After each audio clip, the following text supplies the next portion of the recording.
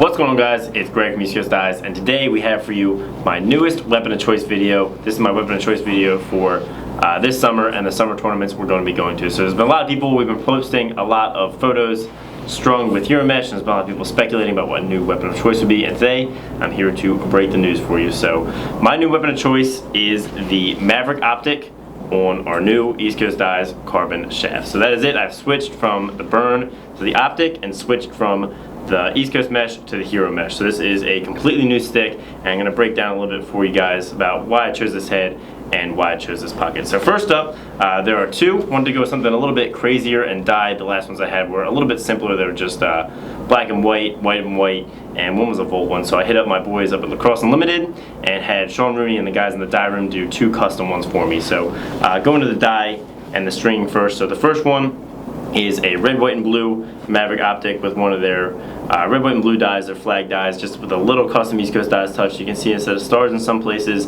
they have little white crabs, all navy blue with red and white stripes all over the place. And this is probably my favorite dye I've ever seen. I saw Joe Walters have one. They did it for him. I knew, and I had to have one of my own. It matched really well with the little jewel down there.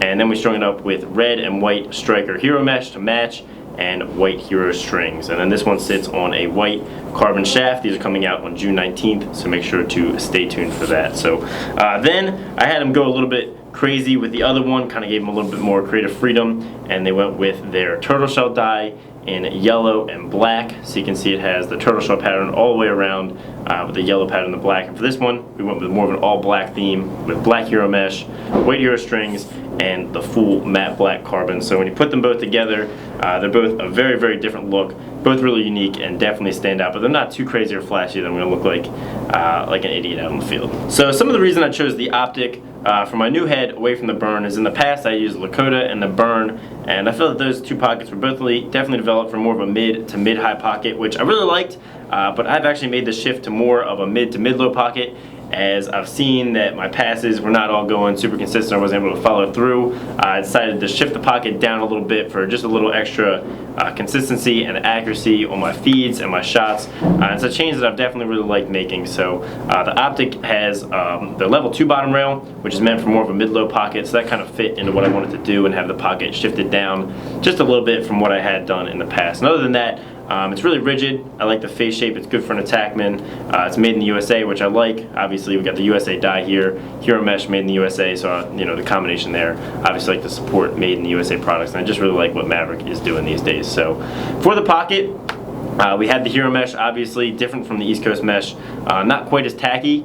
It doesn't have any wax feel to it, so it isn't tacky at all. No wax coating. And I actually really like that. It's giving me a really smooth release while still having nice hold with the texture feel we created with the hyper weave and the coating. So for the pocket, it sits right about in the middle, just a little bit below middle, and it's going to shift up a little bit to sit right under the U's like I like my pockets to, so I get a lot more power. I tend to shoot underhand or sidearm more than I do overhand, so that really works for that style of shooting. It has the one shooting nylon with the Hero strings, just to give it a little bit extra snap. So basic 9-diamond top string, and did knots down the side of the top to keep it tight, a couple ones and then a 2, pretty much right where that level 2 bottom rail bottoms out, just to make the pocket work really, really well with the head. So overall, this is probably my favorite pocket and head combination I've ever used. I really love it. It's working really well, and can't wait to play with it this summer.